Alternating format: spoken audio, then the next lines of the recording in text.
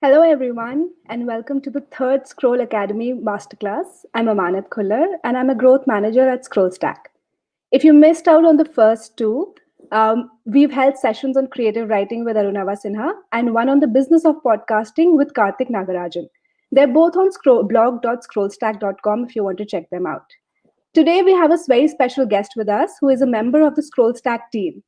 Kevin Delaney, who is joining us from Brooklyn, New York, will be leading today's masterclass. He's the head of content strategy for ScrollStack, a senior editor at The Information, and co founder of Reset Work, a media organization covering work and management. He was previously a senior editor for the New York Times, where he created the award winning America We Need project and the managing editor of Wall Street Journal. Kevin co founded Quartz and served as co CEO and editor in chief. Welcome, Kevin. Hi, Amana. Thank you very much. Hey, thanks for joining us today.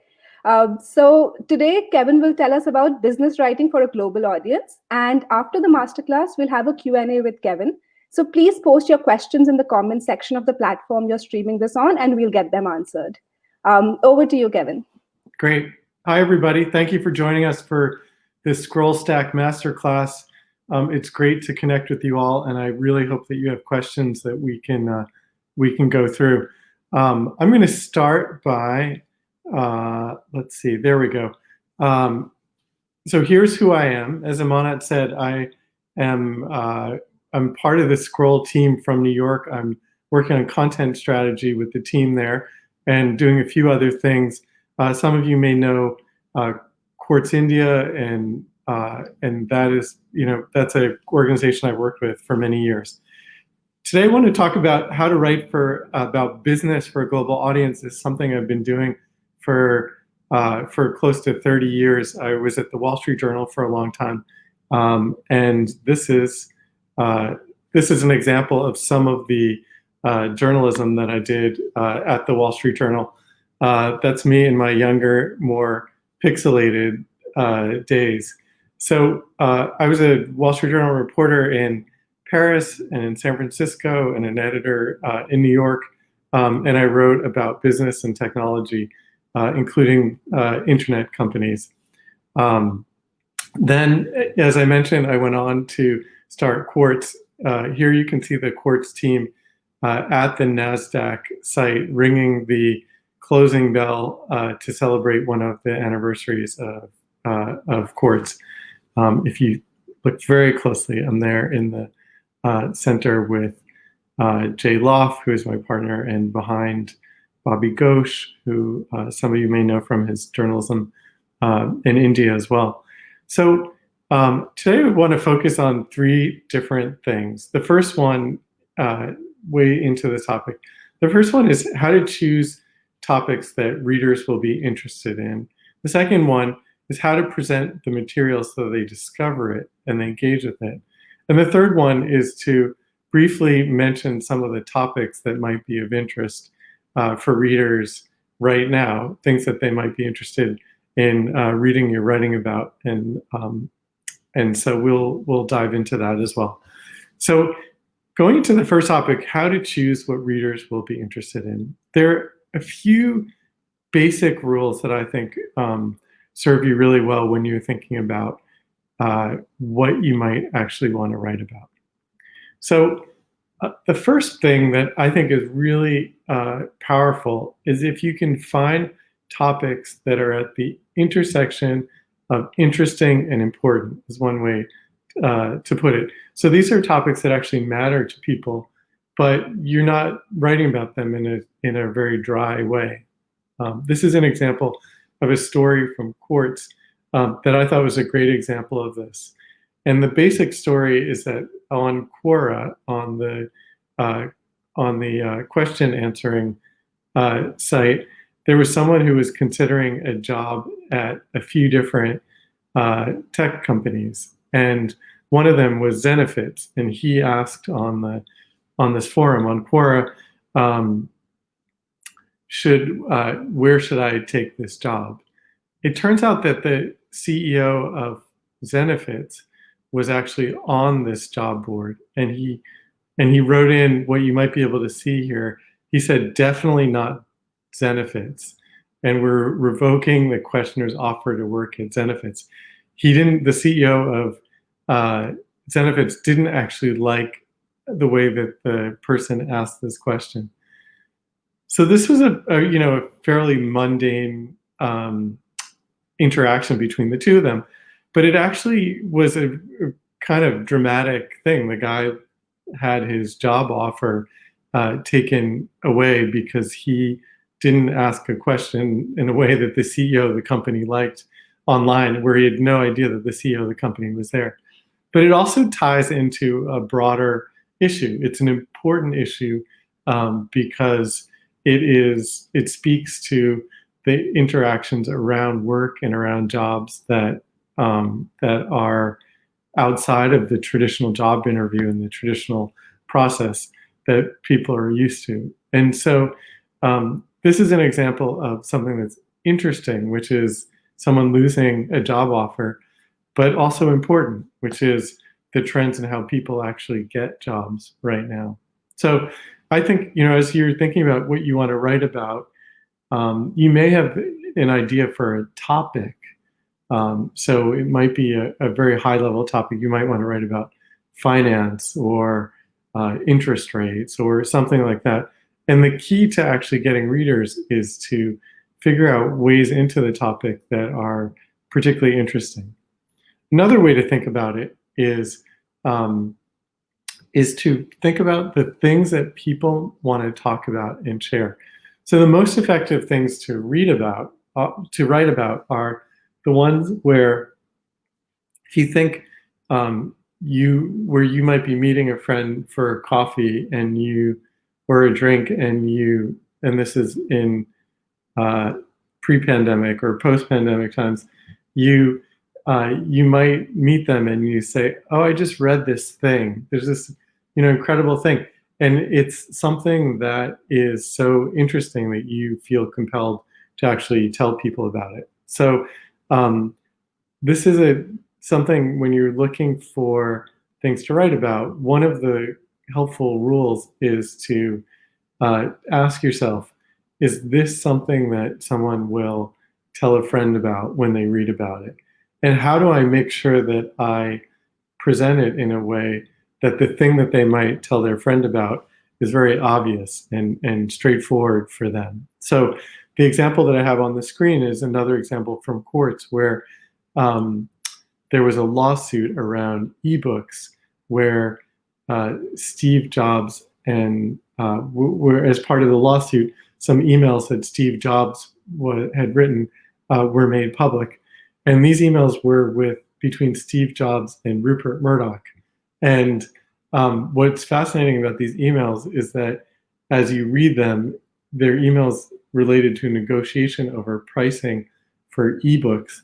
And you can see Steve Jobs actually win a negotiation with Rupert Murdoch in the course of these emails. And so these are publicly available. Anybody could write about them. You might stumble upon them and decide yourself to publish them. And so the headline of the article was meant to be very straightforward. These are the emails that show how to win a hard-nosed negotiation. And then that's something that someone might actually read and say, it's incredible. I read these emails between Steve Jobs and Rupert Murdoch. So that's another way to think about it. So moving on to the next part, to the middle point. This is about how to engage your reader. This post on the right is an example of a post that I put on that you can see at kevin.scrollstack.com. And there's some basic ingredients. There's kind of a checklist for things that once you know what you want to write about, to make sure that people are as engaged as possible. The first thing is a solid headline. And so I think this is a pretty good example of a headline that gets people's attention. What if you knew how much money everyone at your company made? And I think that what you want to do in terms of coming up with a headline is to make it as clear as possible for readers what you're talking about and why it actually is interesting. So you could, an alternative headline for this might be much more dry, like practices in compensation transparency or something like that. But you try and think about what people may react to and put that as your headline. The second thing is an image. ScrollStack has great options for feature images. And as you can see here, I used an image that's in the public domain. So this is an image from the US Library of Congress that's free to use because it's so old. And so even if you don't have your own photographs or illustrations, there are lots of really good examples. They're really good sources of public domain images. And my thinking about this is always to have fun with it and to, try and have the image itself be, when possible, be kind of a joke for the reader. So, if you look at this image, there's perhaps a joke about the idea that the people in the image might know what everyone at the company made. So that the image is a really powerful way to engage your reader. The next thing is accessible writing, and by this it's really really important to just write in a very straightforward way so that people can access this. We're talking about writing about business, which can be pretty complicated, and so it's really helpful to actually just state things really clearly. I usually find that you can actually cut the first 2 paragraphs of anything people write as a draft because they're sort of starting, they're kind of getting warmed up, they're clearing their throat, they're getting going.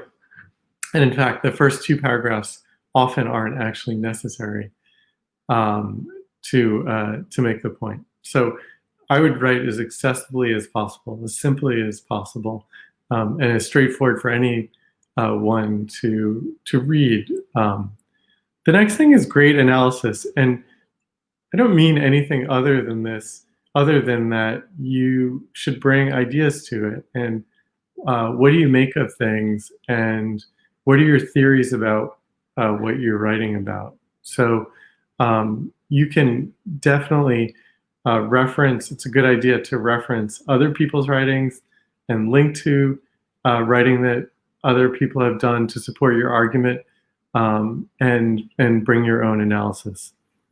There are 2 last things in terms of formatting. One of them is, I find that bullet points and numbers are really powerful. So lists are really powerful when you're making an argument, like I'm doing here on the slide. You can see that it's a way to just make your points really clearly. And you can do this right in a post.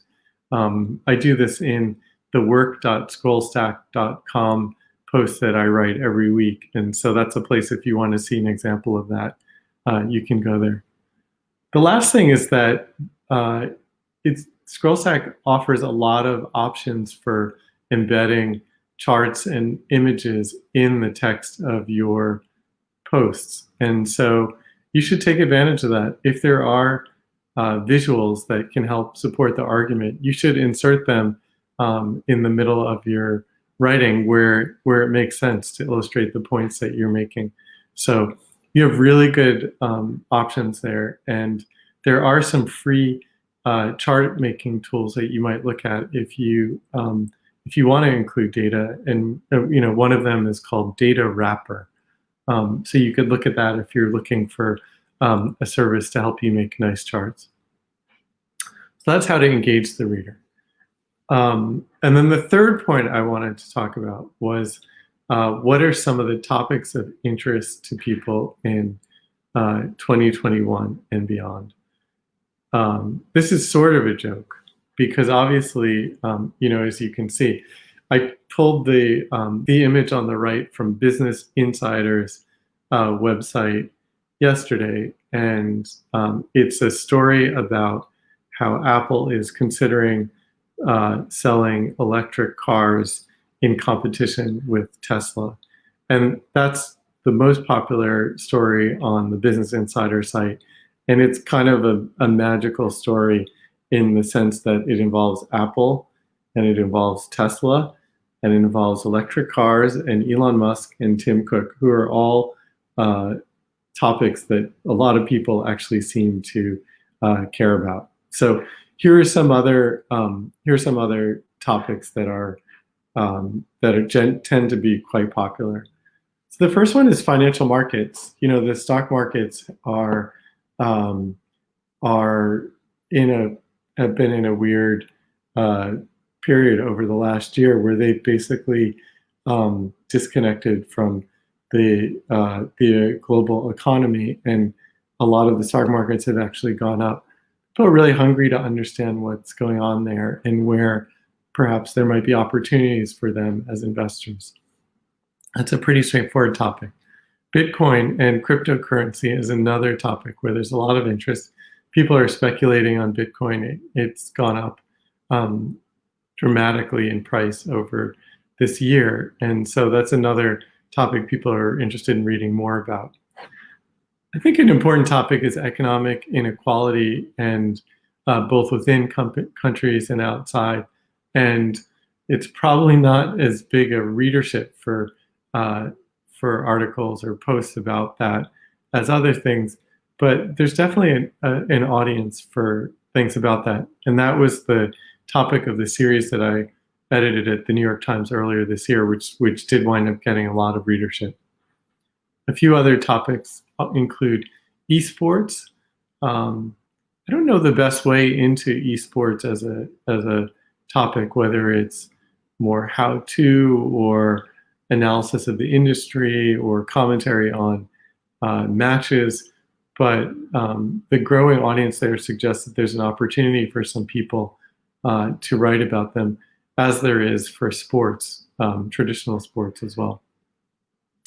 And then the rest of the items on my list are sort of a joke, but as I mentioned, but people are always interested in Tesla and Elon Musk, always interested in Apple and Tim Cook, always interested if there's any potential battle between Tim Cook and Elon Musk, and then Apple and Facebook as well. So if there's any potential business competition between Mark Zuckerberg and Tim Cook, as there is right now, that is another area that people will be interested in. The most important thing in terms of choosing your topics is to actually write about something you care about and you can sustain over time. There's a really big opportunity right now with the arrival of ScrollStack to become the expert on the platform on a specific topic area. It can be pretty narrow, and it could be a topic that maybe at first glance doesn't seem like it's as popular as Bitcoin or Elon Musk. But if you can write about it and build a community of people who are really passionate about it, then there is a big opportunity for you to build a global audience around this topic. So I'd encourage you to ask yourself, what do I actually really care about? What am I expert in? And what might I want to write about in a sustained manner over time? So the answer to that for me has been that I'm interested in leadership and work and how companies and individuals are navigating the current crisis and how the playbook for managing themselves and their teams and their businesses going forward. And so I started Reset Work, which you can read some of the content from on work.scrollstack.com. And it's something, it's a topic that I care enough about that I'm building an expertise around and that I can sustain writing about over time. So with that, I'm going to ask you if you have any questions, and I'm here for a while to talk about anything that people want to discuss. Thanks for that, Kevin. That was really interesting. Before we jump into questions from our audience, and if anyone has any questions, please just post them in the comment section of the platform that you're streaming it on, and we'll have Kevin answer them. So you spoke about the importance of a solid headline and accessible writing, but could you mention some of the common mistakes to avoid, and also how to make sure that there's not a lot of jargon in your writing? Yeah. So the first mistake that people make is they don't actually write. Like they think that it needs to be perfect, and so they procrastinate and they don't actually get around to putting any words down. And I think one of the important things to know is that 80% of good writing is editing, and so the really important thing is for people to just actually sit down and start writing. And then if you don't think it's good, walk away and then come back in a few hours and have another go at it. And that really is the most one of the most critical things. The second thing is something I mentioned a little bit earlier, which is that people, for some reason, they write the first few paragraphs of what they write generally are not essential to their argument. They want to give context. They want to have an elegant start to their post, but usually it actually stands in the way of readers engaging with the post because it repeats something that they might know already, or just kind of takes a long time to actually get to the point. And so that's another mistake that people make really commonly. In terms of jargon, I think that the key is to just explain things, or at least hyperlink to things where you might be using a more specialized vocabulary. Explaining things is actually a kind of helpful exercise because it forces you to test whether you actually know what the word means or the concept means. And that may sound silly, but the truth is we often just repeat words and concepts without actually knowing the very precise meaning of them. And so if you're going to use specialized vocabulary, which you sometimes have to do in business, including an explanation or a definition of what the word is along with it is a pretty helpful exercise. Okay. So Kevin, would you write about a topic that is not super relevant in the country that you're living in? For example, if an Indian wants to write about Tesla, what would your advice be for that? Yeah. Well, I mean, there are a few different things. So one is that it should be clear that not everyone needs to write about Tesla. I just mentioned it as an example of a topic. So that there is a global readership for. I think that there are but taking that topic, I think there are two powerful ways to approach it, even if you're not based in Silicon Valley or Texas now, where Elon Musk has just said that he's moving. One of them is to write about the intersection of where you are with the topic. So it might be the sales of Tesla or electric vehicles in India. That might be one of the ways into the topic, and that might be a dimension that you have real expertise on, and you can share that with a global audience that might not otherwise have access to that argument. So that'd be the first thing. The second thing is that it's possible to do really powerful analysis really from anywhere. And if you're really interested in the topic and read a lot about it, you can actually create analysis very often. There's a pretty famous tech writer, Ben Thompson. He has an email newsletter called Stratechery that he charges for and does really well with. He writes about U.S. technology for the most part, companies like Facebook and Google and Microsoft, but he is based in Taiwan, and he's able to do it from there just because he follows it really closely from where he sits, and he's a smart guy and has an interesting way of presenting his analysis. And so I don't know that most of his readers actually realize that Ben Thompson is in Taiwan. And so I believe that you can write about anything from anywhere if you're smart and you study the topic and you bring interesting analysis. Yeah, that's great advice. So one of our listeners, Jan Myers, has a question. They say, as opinions and inferences seem to blur within factual writing in recent years, do you believe business writing should be more clearly delineated as column writing, editorials, and news, like the old days? Yeah. Yeah, it's a really interesting question. Should opinion and news be more clearly labeled? So I would say in the context of ScrollStack, I don't think that it is. It's a difference that really needs explanation. I think the assumption is on ScrollStack is that you are writing. Most of the people on there are writing from their own experience and their own opinion and their own analysis. And as a result, it's probably more likely to fall in a category that would traditionally be known as, opinion or commentary or analysis, as opposed to a news article that you might read somewhere else. So I think that there's probably not a need for labeling.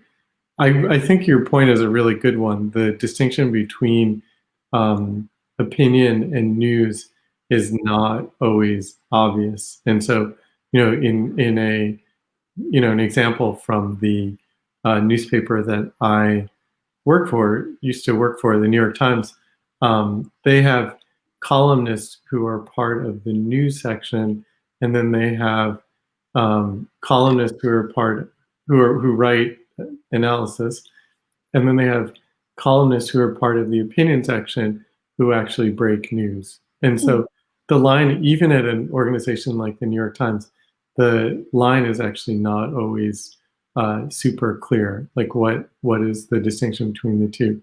And so I guess for organizations like that, it's kind of a challenge. But the publisher of the Times, A.G. Sulzberger, in response to some of the concerns about opinion writers doing reporting, I always thought his response was smart. He said, "I'm concerned about opinion in our reporting.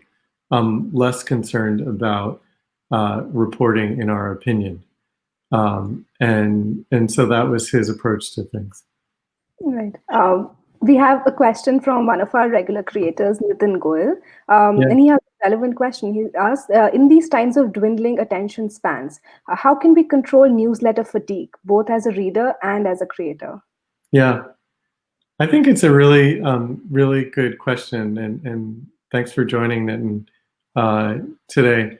I think, well, there are two things. So one is, the truth is that, as we're all writing, we're writing into an internet that has a lot of content. And so that, raises the bar for us to do some of the things that I mentioned earlier, to write things that are not just important, but actually write them in a way that's interesting, that people might actually want to share them with other people. I think the other thing is that there is to think about the lane that you are inhabiting, that you're writing about, and think about your audience there, and serve them really well, and ask yourself, do I have a unique perspective and approach to this? And if I do, then you should focus on that. And so it's just like there's endless things you can do on the internet. There's endless television shows that you could watch. There are endless movies that you could watch. And the real key to actually getting attention is to do great creative work and also know your audience and write for people who care about the topics you're writing about and come back to them again and again. I hope you found that helpful, Nitin. Thanks for joining us. We have another ScrollStack creator, Tapsi Kohli. She asks, what are some of the measures we can take to make the content EDI friendly? This may include diverse cultures or special needs. Yeah, that's a really good question. And I think, part of it is things that we should be looking at the platform. It's the ScrollStack platform to make sure that it is accessible to people, to everyone. And so, that's something that we should definitely follow up on and can always come back to you about it. I think that in terms of diverse cultures and special needs, I think, there's a big opportunity to write for people who might have been overlooked before and who may not have access to world-class platforms that work on mobile, that are free, that give them a professional presentation.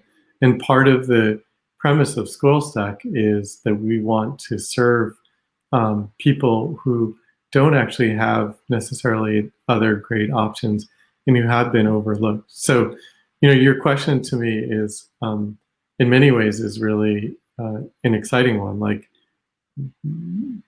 that is an area of opportunity and an area of focus for us. Jan has another question. How can business writing further cross-cultural understanding? And might you give some examples of where understanding culture helps in effective business writing? Yeah. That's a really interesting question. I think business writing is like any writing, and the reason that I have always been interested in business writing is because it's things that actually impact all of our lives. Like, do we have jobs? What is the management of the economy like? And so I think that, to your point, there is an opportunity to write about ways that actually cross culture. So an example where understanding cultures might help in effective business is a really it's a really interesting one. I think that when you think about business, it's among the things that do actually cross cultures. And so it might be the type of work that people do, which particularly now is actually probably going to be less centralized. And so there might be actually work opportunities, again, for people in different places as work becomes more remote post the pandemic. I always felt, so I was a foreign correspondent for the Wall Street Journal in Europe, and the experience of living in France and spending time in Scandinavia, where my wife is from, is something that I've taken with me. And so, for example, when people talk about the system of healthcare or the taxation of businesses in the U.S., I often think about the infrastructure to support working mothers. I often actually think about what I saw firsthand in France, where that was actually handled pretty differently. So, Kevin, you have years of journalism experience. So, from your experience, could you talk about the stress of meeting deadlines? And do you have any advice for young reporters and editors? Yeah, I think deadlines are helpful in a way. I think they can be stressful, and it goes to this kind of broader point, which is that stress can be a problem or it can be a catalyst, sort of generally in your life. And it depends how you respond to the stress. The stress of competition can actually be a good stress. if it helps you push yourself to actually go further. And so my experience with deadlines was always that they are helpful stress, and they force you to focus and um, write things that you might actually not get around to writing before. And so my advice to writers is really to like actually give yourself deadlines. If you don't have a deadline from an editor, give yourself a deadline and force yourself to finish something, because that constraint actually both contributes to making sure that you've written it, but also it is a helpful constraint in terms of your own deciding how to pursue a piece of writing. In terms of the process of writing, I think that my own approach is to kind of take notes and work in a document that I then polish. So I put elements of, I use a document as kind of a scratch pad, and where I put quotes and other things I might want to use. And I just sort of place them there. And then once I've done that, I go back and I start writing from the beginning, and then copy and paste them into the places where they belong in the argument. That's helpful.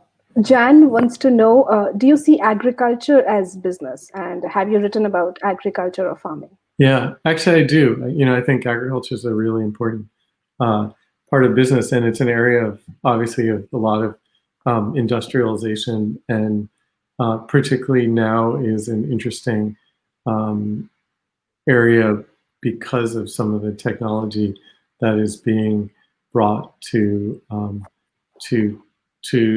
food production. And I'm thinking of some of the laboratory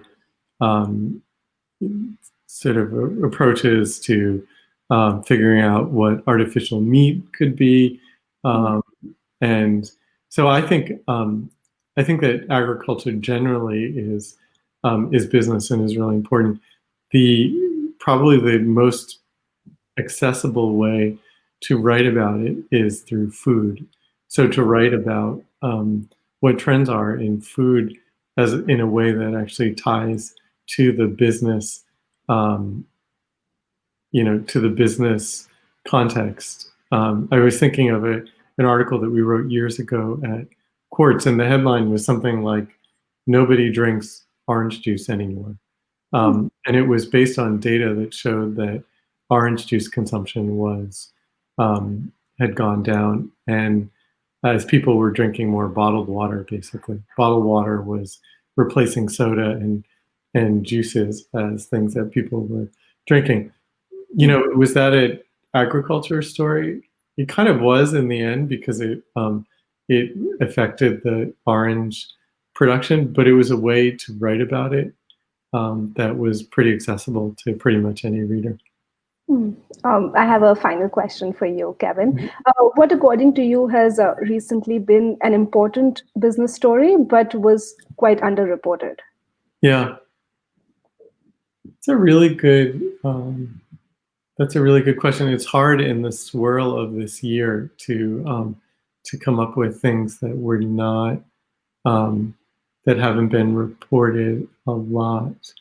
I guess, from where I sit, there's a lot of there's increasing focus on a lot of the structural elements of the economy and how they get rebuilt after the pandemic.